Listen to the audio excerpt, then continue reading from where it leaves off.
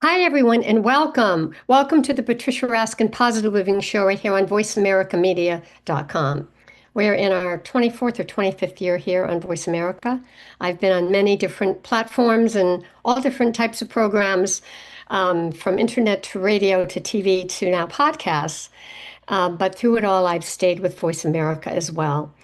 And this is the program that shows you how to turn your problems into solutions and your obstacles to opportunities and make your dreams come true. Today, we're talking about a very important topic that we can all use more of, and I think, and that's time management. Time management in many ways. I'm talking to an expert who I've known for decades. We were talking about this before.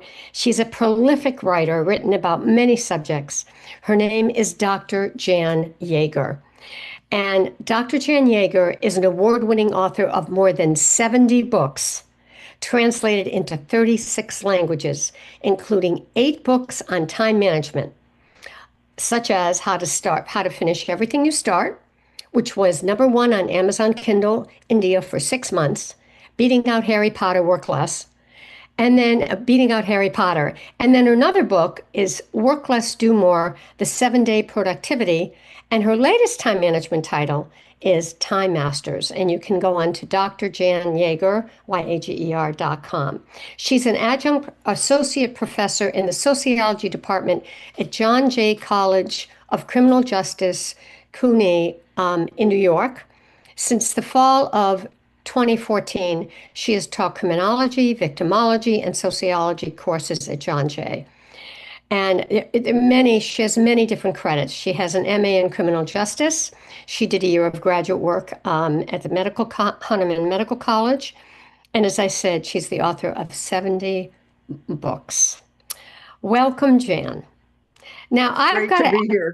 I've got to ask you about this because that's amazing. There are a lot of authors, but there aren't a lot of authors that have written that many books. What do you attribute that to? Is it a love of writing? Is it your background? What is it that gave you this prolific inclination to write so many books? Well, it really started when I was 10 years old. I was what now is called a latchkey kid. My mother went back to teaching full time. And as you probably know from reading my books and my background, one of the reasons I became a time management expert is that both my parents were workaholics. My mother was a kindergarten teacher, but she left the house at 7 in the morning and didn't come home till 7 at night. And she taught kindergarten. 2 days a week, I was totally alone.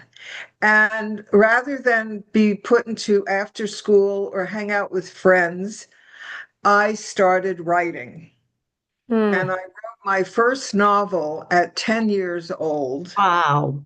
Now, the interesting thing Wow. is that at 11 or 12, I sent an article to 17 magazine because I had sewn a pink cover to my typewriter because my typewriter was in the corner of my bedroom. And I thought that made it nicer back in the days when we had typewriters. And it was only a couple of years ago when I was thinking about this. It's like, well, of course they rejected it because how many 11 or 12-year-olds have a typewriter and are worried about putting a pink satin cover over it? And the other reason I'm so prolific is, as you know from my background, when I was 20 and majoring in art, my 23-year-old brother, who was on his way home from reviewing a off Broadway show, was approached by muggers who then stabbed him, and he died a few days later. So at the age of 20, I found out that life is short and unpredictable. And there's a saying in one of the Asian countries that the 3 most important ways to have immortality are children, writing and publishing a book, or planting a tree. I'm still working on the tree. Yeah, what an amazing background. But now, how does criminology fit into all this, Jan? Well, as I mentioned, I majored in art in college, but after my brother died, even though I initially was pursuing a graduate degree in art therapy, uh, the fact that I didn't understand the criminal justice system or what happened to him or why it happened really started to uh, bother me. So I had published a book with Scribner's that was very successful. I went on the Today Show, went around the world. It was called The Vegetable Passion, A History of the Vegetarian State of Mind. So I told Mr. Scribner and my editor that I wanted to write a book on crime victims. And they gave me a contract. And I said Oh, to myself, what do I do now? So with contract in hand, I got into a master's program and then spent the next 2 years really immersing myself in the criminal justice system, going to trials, interviewing everything from prosecutors to criminals to all sorts of victims. And when I published my book, Victims, which was an outgrowth of my master's thesis, every single person, I was 28 years old at the time, and every single person that interviewed me said, well, do you have a law degree or a PhD? So I said to myself, am I going to spend the rest of my life explaining why I don't have either one of those? So I applied to both law school and graduate school and got into both, but decided to go and get the PhD. hmm. So that was the beginning and my journey is So part of really, that. everything you're saying was based on something that happened to you. It's like you started writing because you were a latchkey kid, and you started the whole criminal justice because of what happened to your brother, and then being interviewed and realizing you needed more information. So it was all like, gee, this is happening, so I'm going over here. So it's as though you were Was guided each time. right, but it's interesting that sometimes it's because of what I have achieved that other people don't know. I'll give you an example. I'm it's about 20 years ago because it's one of my books that I'm now working on the third edition of it. And I'm in the makeup room, and this beautiful mid-millennial is my makeup artist and producer. And I said, I always love to interview people. So I said to her, oh, what's your social life like? And she said, well, I'm single, but if it happens, it happens. So I said to her, well, do you want to have children? She says, yes. I said, well, the biological clock is running out. How'd you get the job at the Today Show? And she gives me a plan. And I say, well, why can't you do the same thing with your social life? Why can't you make it a priority? So that gave me the idea for my book, 125 Ways to Meet the Love of Your Life, Interesting. because that's how I met and got married to my husband. I decided to apply time management rules to the search. And the book went into 12 different languages and has helped lots of people all throughout the US and internationally. But the interesting thing is that when I wrote that book, I was a happily married woman, um, helping people who wanted to find romance to Hmm. find it rather than, something that I was working out for myself. Yeah. That's fascinating. We teach others. Richard Bach has something in his book, and this is my motto, and it could be yours too. The Seagull says, "We teach others what we need to learn most for ourselves." And I think that's really true. It certainly has been for me. Is you need it, and so you teach it, and then you learn it. Now we've been talking about time management a little bit here, and so let's get into that. You say that time management is not about time at all. So what is it about, Jan? Well, I want to answer with someone else's words. I went on Amazon India and I found a review that I'd never seen before of Time Masters. And the reviewer explains what the book is and also what time is so eloquently. So let me share that with you and our listeners and viewers. Um, it doesn't feel like reading a book. It feels like someone quietly rearranging the furniture of your mind while you watch. Nothing dramatic changes at once, yet suddenly your thoughts have more space. Your time feels less crowded, and your choices begin to look clearer. And I'll jump down to towards the end. At its core, it, meaning Time Masters, feels less like a guide to efficiency and more like a slow correction, a reminder that finishing things matters, that stillness is not laziness, and that distraction is not harmless. It gently exposes how easily we trade meaningful hours for forgetful ones. By the time you reach the end, you don't feel instructed, you feel observed, and perhaps a little unsettled in a good way, because the book leaves you with a simple, uncomfortable clarity. Your time was never the problem, your awareness of it was. And what's so wonderful about reading a review like that is it's someone I don't know. It's completely unsolicited. And as a writer, you say to yourself, she got it. She got what I was after. The book is, believe it or not, number 201 in personal time management in all of Amazon India out of the Wow. millions and millions of books that they publish.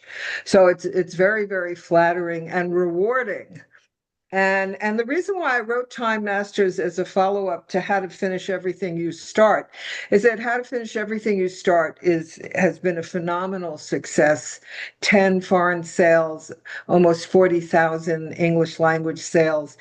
Just today, I found out that I'm in my 37th language because the Albanian translation of How to Finish Everything You Start is going to the printer. Um, but How to Finish Everything You Start focuses on that one issue. And that's important and that's very empowering. But Time Masters, the subtitle is 11 Secrets to Greater Productivity and Life Fulfillment. And that was really something I cared about.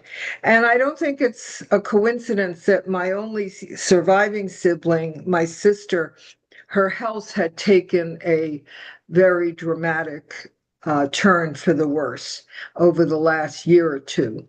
And I think that really helped me as I was finishing up the book to say, I've got to really emphasize the people that count in our lives, not just the published books, not just the money, not just the superficial things, but the relationships. And one of the great books that I did beat out for 6 months, but he's beaten me out with millions of sales.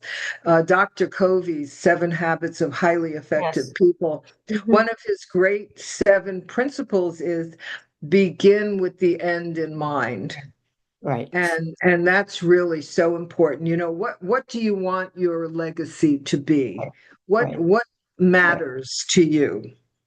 So, what we're going to do is take a break in a moment. And when we come back, we're going to go on that theme because you study productivity and stress and human behavior. We're going to talk about what are the patterns that you see that isn't just about overwhelm, but it's something deeper in people. And we'll talk about that with Dr. Jan Yager when we come back. And also, we'll talk more about, what do you do when you just keep avoiding something, and how do you break through those patterns? We all have that. We all have that pile, and we look at it and we walk in the other way. But there are ways to break through that, and I know that Jan can talk about that. Jan, before we go to break, what is your website again for people to find your books? Sure. Very simply, drjanyager.com, all one word. And Yager doesn't have that second E, it's Yager. So drjanyager.com. And right at the top, they'll find a nice extended discussion about time masters. And then they'll also find a selection of about 25 of my 72 books. Okay. All right. Dr. Jan Yager is the award-winning author of more than 70 books translated into 36 languages, including 8 books on time management, such as How to Finish Everything You Start, and then also Work Less, Do More, the 7-Day Productivity. And then the book we're talking about today, the newest one that's just been written, Time Masters. So when we come back, we'll talk about what's really behind the overwhelm with people. You're listening to the Patricia Raskin Positive Living Show right here on VoiceAmericaMedia.com, and we'll be right back.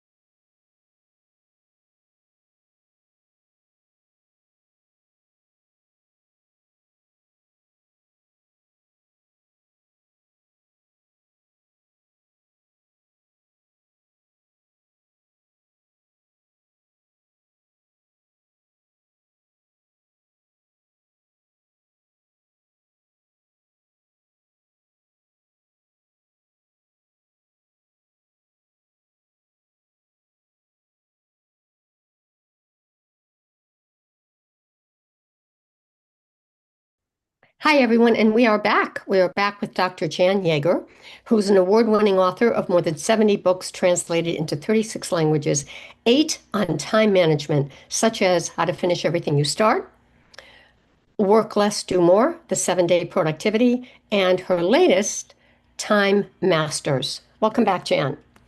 Great to be with you. Yeah, it really is. It's really great. I want to ask you about this whole idea of people are just, I can't look at this, I'm overwhelmed. I can't, I'm stuck, I'm procrastinating because I'm a perfectionist.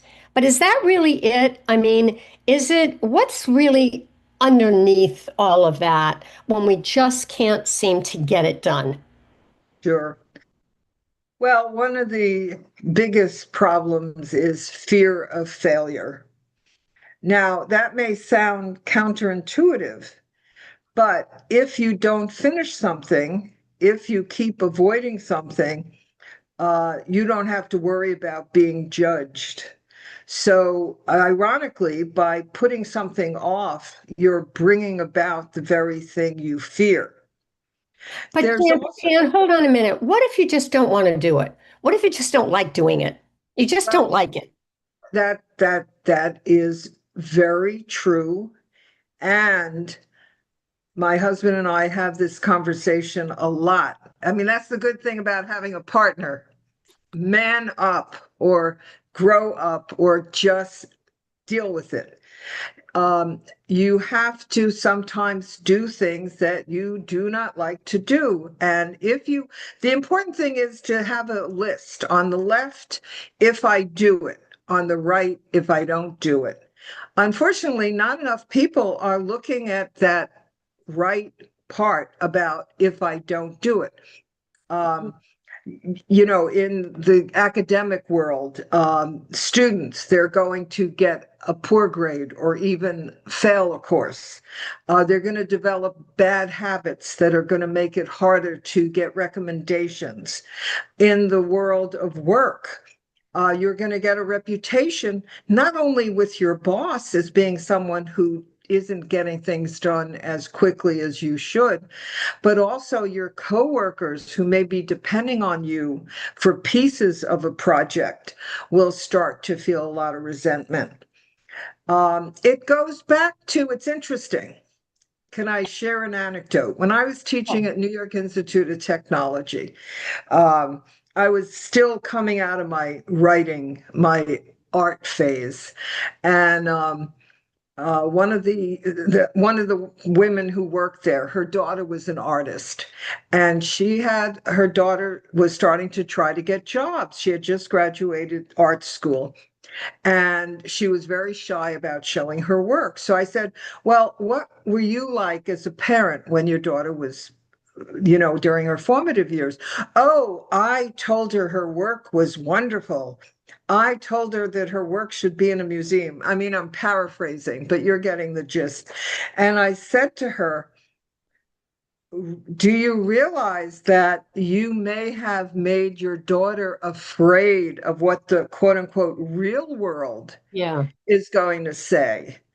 So a lot of people who have this feeling, who said that's why they call it work? Who said that you have to like everything you do?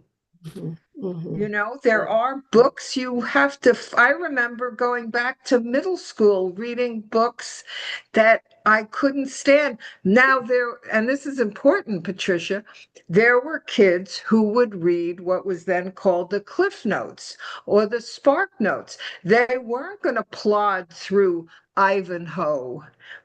But guess what? That's what I tell my students.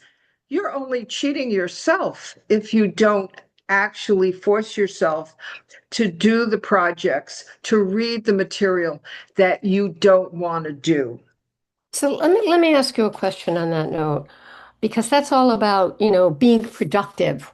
Today we talk a lot about being productive, and that seems to be, the thing. I mean, whether you like it or not, if you're productive, it's like that's the positive thing is being productive. That's what we're often measured by. But what's the biggest myth of being productive that you believe is exhausting people today?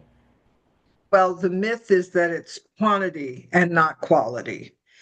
I know someone who's published 72 books has to be careful because, people say, how could you possibly pull that off? Well, guess what? I am 77. I mean, if I had published 72 books when I was 30, I'd be a little bit more suspicious. So quality is important, but you also have to be careful that you have the fear factor that makes someone overwrite, overwork, over attend to something, that they never finish something. So it's, unfortunately, and that's why I love that review that I read for you. I encourage people to read the entire review because, she's saying it's so much more individual and complex, but Right. I give you the tools to reflect on your own situation. And you And that's introduced, important. yeah, you introduced the idea of becoming a time master, which is different. Is it different from being organized or efficient or busy? Absolutely. Absolutely. I can't, once you develop a rule within yourself of what's important, what are your values, it becomes a lot easier about what you're going to say yes to and what you're going to say Yes, no to. yes. And that's so important. Just today, I was invited to a professional event that I would have loved to have gone to, but it conflicts with a family reunion that, it's not a big deal. It's not like 100 people are getting together in Atlanta, but it's, my children and grandchildren that I don't get to see as often as I'd like. So there was no way I was going to trade that Right. professional event. So making that decision that family is important, that helps. Friendship is important.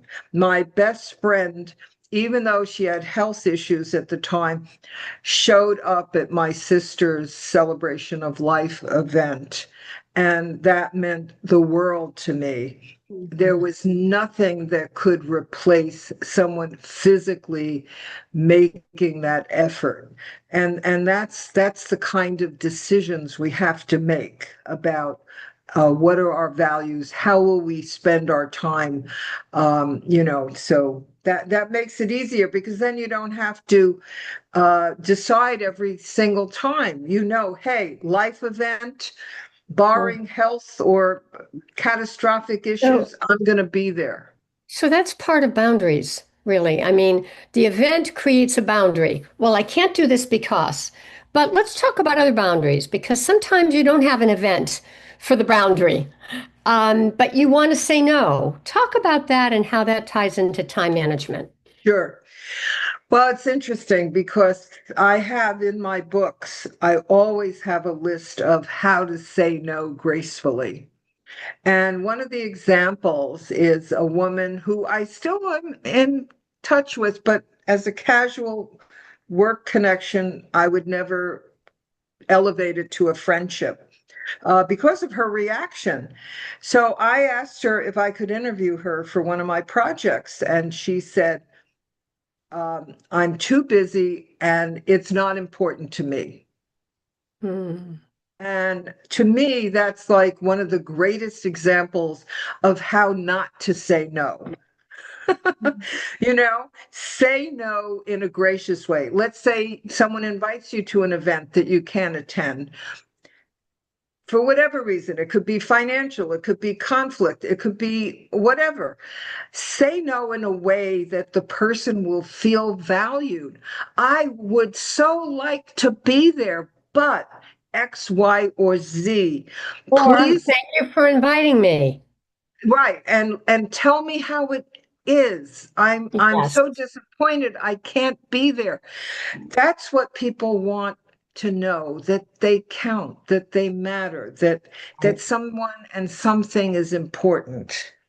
What do we do about those time draining people, those relationships at work and at home that, you know, drain our time or protect our time? I mean, they can do either, but sometimes we don't realize it until later Sure, when we go, wow, I just spent 2 hours doing such sure. and Well, I have tips for that. And the number one is if you know that about someone, make sure you have it in a structured situation.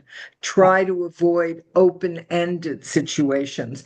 If you're going to have a phone call with that person and you know they tend to be long-winded, be prepared how you're going to cut it off appropriately. I'd love to keep talking, but I have another commitment. I have to go. Let's yeah. revisit this another time. In other words, be prepared to deal with it and avoid setting it up in a way that catapults you or Plan ahead. overwhelms you. Plan ahead because we often know these personalities, we know what we're up against. So, as you said, think about it, the awareness. Jan, why do so many high achievers who look really successful on paper still feel dissatisfied, rushed, left behind, or inadequate? And I Well, can relate to that one. I can relate to sure, that one. sure. Because it's the messy stuff that you really can't get specific yes no kind of black and white type Yeah. of answers with that will make the difference, and people unfortunately get pulled to the specifics. So reaching out to a potential new friend can be very, very scary to people. So they don't do it. They stick with the old friends who may be disappointing, or they stick with the work that they know the work gives them satisfaction. So I think it's really looking at your life, looking at what works and what isn't working, and knowing where you need to put more energy. Yeah, absolutely. And let's talk about that. You said, where do you put your energy? So let's talk about that in terms of life fulfillment, right? Because putting your energy also speaks to your fulfillment, right? Because a lot of us are busy, busy, busy, but it's not just about output. It's about a successful day where you feel fulfilled, not just like I'm exhausted from all these things I did and I don't even know what I did. What do you Sure. think, Jen? Well, one of my favorite books to assign to my intro social students is Tuesdays with Maury. Oh, And yes. for several reasons. Number one, it's brilliant. Number two, he was a sociologist. Now, one of the days, Mitch Albom, his former student who had lost touch with him, but when he heard his professor was dying of ALS, he made 14 visits every Wow. week for 14 weeks to interview him. And one of the days he said to Dr. Schwartz, uh, what would be your ideal day? Now, to me, this is one of the most brilliant benefits of reading this book because you think he's going to say, oh, my bucket list is I got to go to Paris or this or that, the other thing. Instead, he says, I would do what I do every day. Hmm. And that's so powerful that his every day is so special and so positive for him that that's enough for him. So Hmm. I think that that's a big part of it, knowing what you need and putting it into your everyday, Hmm. not just once a year. We have families that go on 1 week vacation once a year, and then the rest of the time they don't talk to each other. They're not having dinner together. They're running in different directions. That 1 week will not compensate for 50, 51 weeks of ignoring each other. Yeah, that's so true. Now, one of the things that can help with that is technology, particularly during COVID, where, if we didn't call, we could certainly get on a video conference call. So it's supposed to save time, but technology can do the opposite as well. And what would you say about technology in terms of how it actually works and it helps us with managing our time or That's doesn't? interesting. Sure, because the 11 secrets, number one is the targeting, number two is individuals and pets, and number three is machines and technology. And I made it number three because it's the third thing that's most important. But it has to be done in a way that you're in control. You asked earlier, why are people more overwhelmed than ever? Because I mentioned my very first book on time management goes back to 1984. So, ironically, I've seen technology make it faster and easier to write something, to rewrite something, to do an interview. I went all over the world, but I always had to go physically. Now I can do a Zoom interview, but it unfortunately can take over and not only take up a lot of time, but it does not substitute for the face-to-face interaction that is so pivotal. Technology is, I was just reading in the textbook that we're using this summer for the intensive courses I'm teaching, that according to the textbook, Intro Soc by Giddens, etc., two-thirds, according to the textbook, two-thirds of teens are on TikTok, and within 3 minutes of creating an account, they will be exposed to something about suicide. And within 5 minutes, they will be exposed to something else that's rather overwhelming. So, that's the trade-off that you have to teach people to be much more discriminating in a positive way about what technology they selectively expose themselves to and what technology they avoid.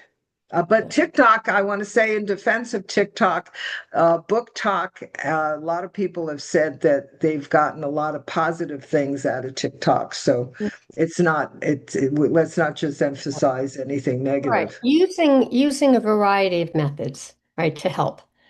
Social media, talking, writing, doing programs like this, a variety of methods. All right, we're going to take a break, and when we come back in our final segment, we'll ask Jan about her 11 secrets, to talk about time management or time masters. And also, we'll talk about Jan's first time management book, which was written decades ago, and what's changed? What's different today in terms of the way people use time or their behavior and attitudes. So there's much more with Dr. Jan Yager after the break. You're listening to the Patricia Raskin Positive Living Show right here on VoiceAmericaMedia.com, and we'll be right back.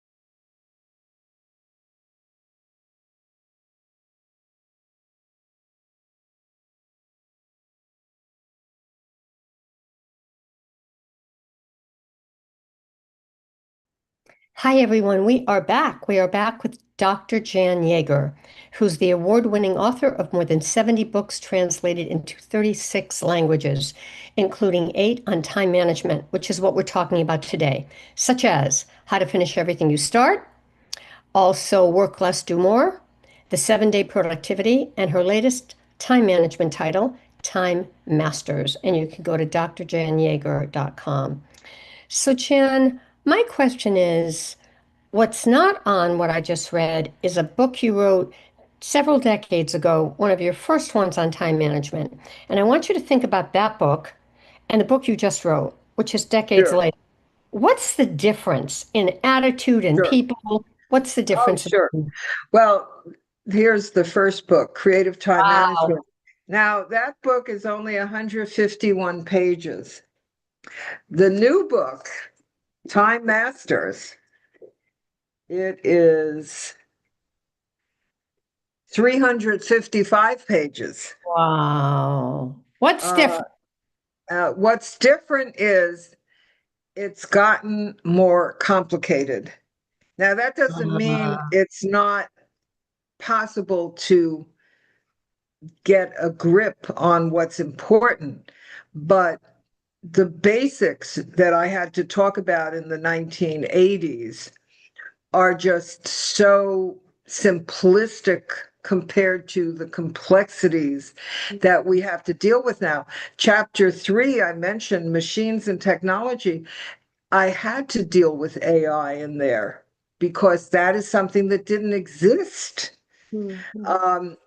So the most important concept from the 1984 book that I still advocate is something called creative procrastination. And creative procrastination, and I learned this by interviewing the great prolific writer Isaac Asimov. He Mm, not only was a professor, but by the time he passed away, he had published over 300 books. mm. So when I interviewed him, I said, how do you handle writing the book if you're stuck?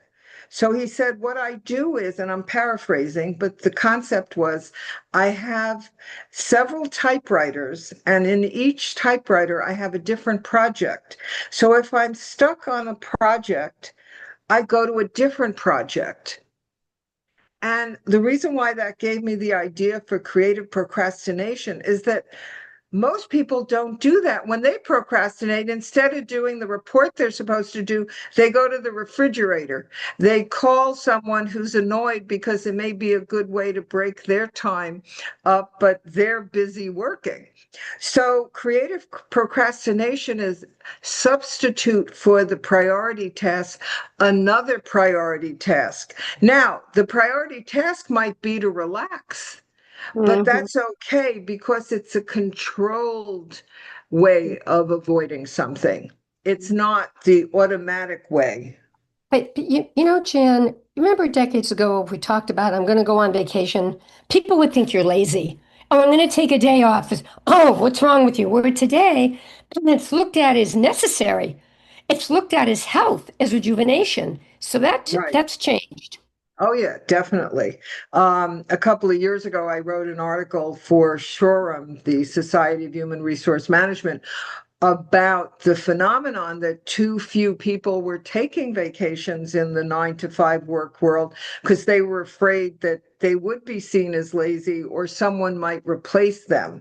So we know that vacations are helpful. Taking time out is helpful. And a lot of the basics about time management that we have learned break up a complex task Right, into into small. small tasks. You That's know, very true. we all know those Mhm. Right. ideas. So what was challenging about Time Masters is what could I tell people that was fresh? And what are And some of the 11 secrets that you talk about that might be in there? well, I mentioned number one was target. Number two is individuals. I had to add in pets because so many people are only connecting through a pet, and that can actually help people to be more life fulfilled than being totally alone. We talked about machines, the technology. Number four is evaluate and innovate. This is a simplistic example of innovation. Um, like many people, I like to take some supplements that are good for me, vitamin C, B12. I could never remember, did I take it or not? So I got one of those sorters, and the medications I had for the day, but I never thought to do that with the vitamins. So now on Sunday, I'll stick all the vitamins in the various things, and then, oh, it's Monday, I'm taking these vitamins. And that was a simple, very low cost innovation, but it's helped me to be more consistent and not have the stress of wondering, did I do something or not? So Number, organization, being organized is a key factor yes, being because you find it organized. quicker. You find it right away rather than looking for it. Right. Part of number 4, evaluate and innovate. Question routines and improve them. I didn't know that there was a 5 a.m. club. Robin Sharma, who wrote, and he's actually published by my publisher in India, The Monk Who Sold His Ferrari, he wrote a book called The 5 a.m. Club. And I realized, wow, I was waking up at 4:30. I'm like, whoa, I think that's a better time. 5 o'clock is like the day's starting. So I questioned my routine and I created a new routine. Number 5 is maximize. Once again, people tend to go on to the next instead of saying, how can I make this relationship, this project, this experience more valuable? It's about value, not just volume. Number 6, arrange your time. I surveyed or interviewed over 100 people for the book, including some great gurus like the list lady who is amazing, Paula, who's done the list stuff. And the feedback from those time masters in a varying occupations throughout the US, other countries, was time blocking. That was something that was consistently seen as one of the strongest time-saving tools. Blocking time for a specific function, for a specific day. Right. Number 7 is important. S is stillness. And stillness is getting that place within yourself where you feel a calm. Number 8, talk to-do lists, but I added something innovative, a done list. We all focus on what we need to do. Let's pat Right. ourselves on the back about what we've done. Yeah. Number 9, endings open up new beginnings. And this is a way of consolidating everything I talk about in How to Finish Everything You Start. I know people who can't finish a book after 20 years. And someone recently said to me, what do I do? I'm worried about what I'll do with my time when I finish this project. I said, start it. I know it sounds like a no-brainer, but start a new project. Number 10, routines. A lot of people see routines as tedious. It can be very empowering. We know routines are important for little kids because you raised a daughter, right? You got to have that bedtime and you read to them, etc. But we adults also need routines. And number 11, seek. That is the last secret. And seeking is traveling, but it's also seeking within yourself. So I'm so excited that you gave me this opportunity to talk today to your viewers and listeners about that inner seeking. Yeah.